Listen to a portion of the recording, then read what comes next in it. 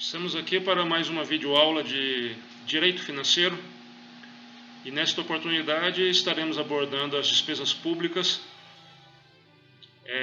segundo a classificação legal na Lei 4.320/64.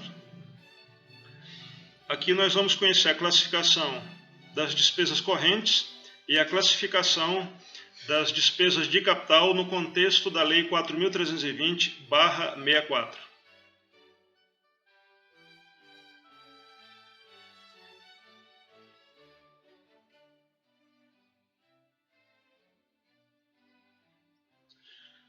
A classificação legal das despesas públicas encontra-se registrada na Lei 4.320/64, que é a Lei Geral do Orçamento Público, aplicável à União, ao DF, aos estados e aos municípios. Inicialmente, o artigo 12 da referida lei classifica as despesas conforme a sua natureza: despesas correntes e despesas de capital. As despesas correntes, segundo o artigo, são despesas de custeio e transferências correntes. Já por sua vez, as despesas de capital são os investimentos, inversões financeiras e transferências de capital. Deixa registrado aqui que a nossa videoaula de hoje tem como foco apenas a classificação das despesas correntes, as suas definições de per si e situações exemplificativas de despesas de custeio e de transferências correntes.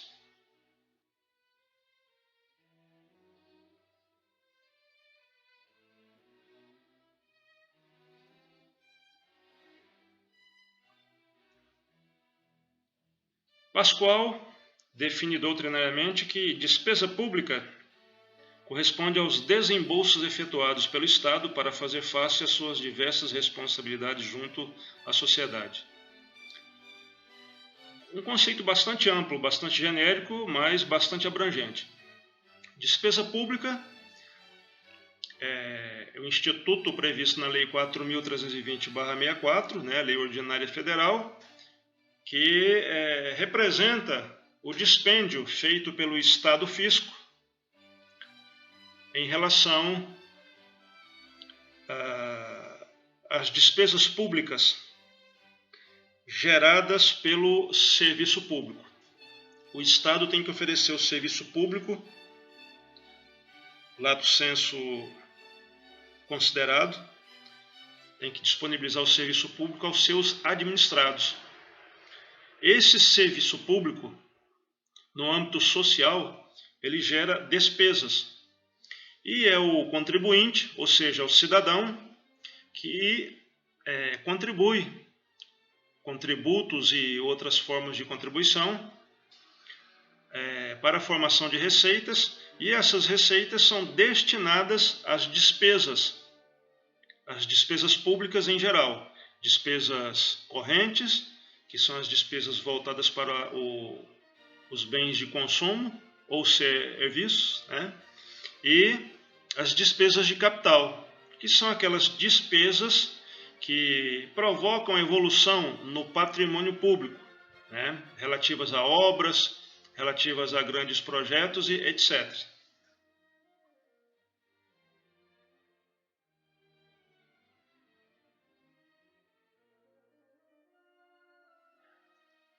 Despesas correntes são despesas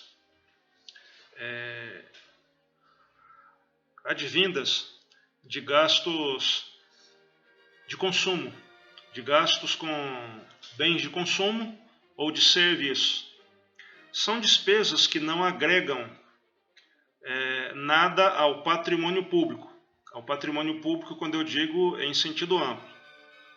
Então, são despesas que são geradas, advindas do próprio serviço público, como, por exemplo, combustível, energia elétrica, gás, internet, material de limpeza, material de higiene, material de escritório e etc.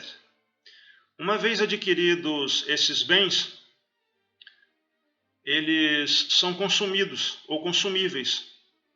Então eles não agregam nada ao patrimônio, né?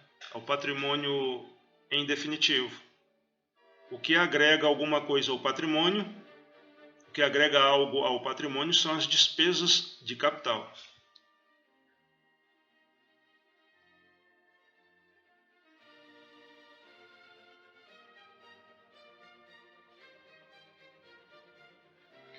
Neste contexto, é bom deixar claro que despesas correntes, né, são despesas comuns, previstas ou previsíveis recorrentemente no orçamento público todos os anos, em todos os exercícios financeiros, em princípio. Isso quer dizer o seguinte: as despesas correntes são as despesas comuns, como foi dito antes, voltadas para o custeio, né, de bens de consumo ou de serviço, que não agrega nada ao patrimônio do ente público, ou do órgão público. No entanto, o fato dela ser previsível, comum, prevista, não significa que todas as despesas imprevisíveis durante um exercício financeiro sejam correntes. Em princípio, despesas imprevisíveis, despesas não inseridas em um determinado orçamento público, em um determinado exercício financeiro, que são despesas de capital. Então, despesas correntes são as despesas comuns, voltadas ao consumo, voltadas ao custeio da vida administrativa de um determinado ente ou órgão, e também as despesas vegetativas geradas pelo serviço público. Um exemplo de despesa pública corrente, que tem a característica de ser vegetativa, é a reposição salarial para os servidores, vamos dizer assim, periodicamente, para se evitar a perda do poder aquisitivo desses servidores. É o chamado aumento salarial, que é previsto recorrentemente a cada ano. Então, para que esses servidores não venham a perder os seus poderes aquisitivos, então há que se proporcionar um aumento que é previsto em lei. Esse tipo de despesa que é corrente tem uma característica de ser despesa vegetativa. Então, todas as despesas correntes são despesas previstas ou previsíveis, que não agregam nenhum valor ao patrimônio em geral. São despesas de consumo e de serviço.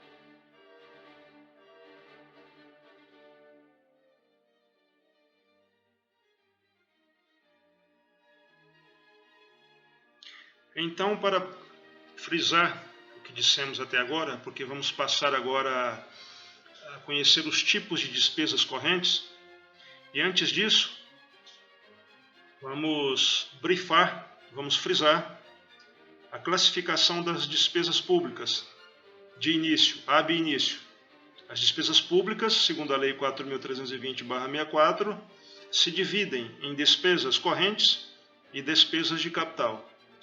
Então, a partir de agora, vamos abordar as despesas correntes, os tipos de despesas correntes.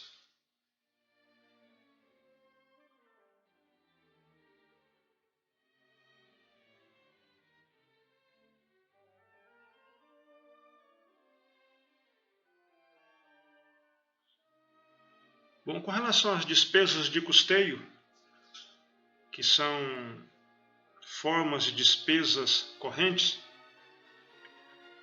o parágrafo 1º do artigo 12 da Lei 4.320/64 tratou de nos apresentar a definição jurídica. Então, despesas de custeio são as dotações orçamentárias destinadas à manutenção de serviços anteriormente criados, inclusive as destinadas a atender a obras de conservação e adaptação de bens imóveis. Um conceito bastante antigo, eu diria até um pouco ultrapassado, mas não foge muito à nossa realidade. Então, despesas nunca são dotações orçamentárias. Dotações orçamentárias são as dotações de receitas para custear as despesas, mas não está muito fora de contexto. É interessante registrar aqui que tem uma questão da anterioridade. Então, serviços anteriormente criados. Tá? Então, serviços ou aquisições de bens previstos na própria lei orçamentária.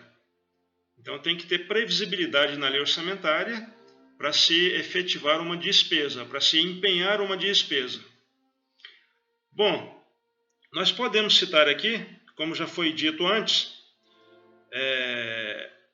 despesas correntes, né? São despesas que são voltadas essencialmente para o consumo e para o serviço.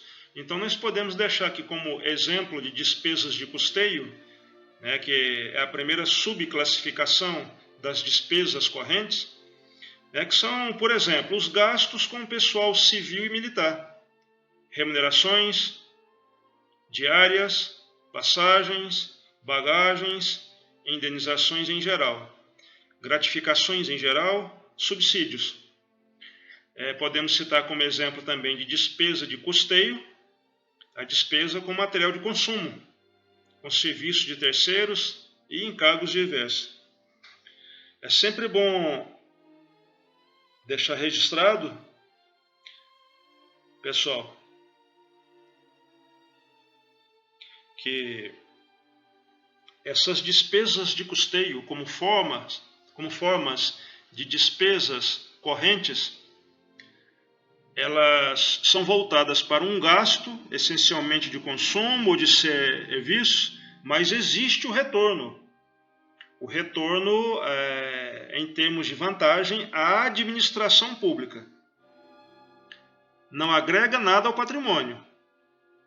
Isso já foi dito antes. Mas tem um retorno.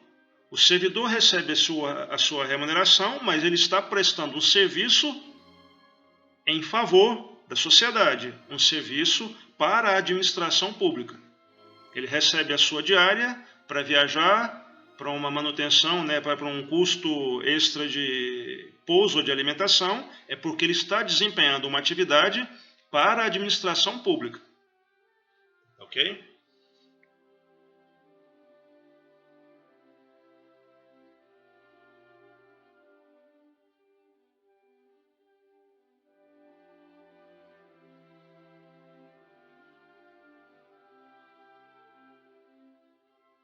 A segunda modalidade de despesas correntes são as transferências correntes. Então, o parágrafo 2º do artigo 12 da Lei 4.320/64 assim define o que vem a ser transferências correntes. São as dotações para despesas às quais não corresponda contraprestação direta em bens ou serviços, inclusive para contribuições e subvenções destinadas a atender à manifestação de outras entidades de direito público ou privado. Pois bem, é bom deixar registrado aqui que a principal característica das transferências correntes, como despesas correntes, é basicamente o seu estado vegetativo. O que quer dizer isso? Diferentemente das despesas de custeio, que têm um retorno para a administração, as transferências correntes não proporcionam nenhum tipo de retorno, nenhum tipo de vantagem à administração pública. Obviamente que o retorno ele é social, ele é destinado a um grupo, a uma coletividade, mas não à administração pública, não àquele ente público, tá? Não aos administrados em geral. Então, as transferências correntes, nós podemos citar aqui, como exemplo, gastos com o pessoal inativo, ou seja, o pessoal que está aposentado, ou o pessoal militar que está na reserva remunerada, ou reformado, ou as pensões em geral. Por outra forma, salários família, abono familiar, auxílio natalidade, auxílio creche, juros da dívida pública, que representam o serviço da dívida pública fundada, e as contribuições para a Previdência Social em geral, ou seja, a parte relativa ao aporte ao sistema de previdência, e a CPP, né, que é a contribuição previdenciária patronal. Esses aqui são os exemplos mais recorrentes de transferências correntes. Então, vocês podem ver que pela característica, por exemplo, o aposentado, o servidor que se encontra na inatividade, está aposentado, ele recebe dos cofres, no entanto, ele não dá nenhum retorno momentâneo, em termos de atualidade, ele não dá nenhum retorno ao serviço público. Então ele está ganhando para ficar na inatividade. Isso acontece também com auxílio natalidade. Quando nasce o filho de um servidor ou de uma servidora, tem direito ao auxílio natalidade. O valor é de acordo com a Constituição ou de acordo com a lei local, a lei municipal, lei estadual ou lei federal. Auxílio creche também, de igual forma. Então vocês podem ver que não há nenhum retorno efetivo, um retorno palpável e concreto para o serviço público. Então esse é o principal exemplo das transferências correntes. É muito comum também, vamos analisar a nível da União Federal. A União faz um termo de convênio para repassar para o município um recurso para a construção de uma escola ou para a construção de uma creche. Para o orçamento da União, essa despesa é uma transferência corrente. E ela não está trazendo, vamos dizer assim, nenhuma vantagem direta para a União. Ela está transferindo para outro ente, para que aquele ente possa desempenhar alguma atividade, algum serviço ou construir algum bem que ficará em poder daquele bem, que será agregado ao patrimônio daquele município e não da União. Então, subvenções em geral, sejam subvenções sociais ou econômicas, elas trazem benefício àquele que é o beneficiário, em termos de ente público, né? E não àquele que concede. Por isso, a característica das transferências correntes serem sempre despesas de cunho vegetativo, porque elas não trazem vantagem ou retorno direto ao ente público, tá? Que é aquele que executa as despesas correntes.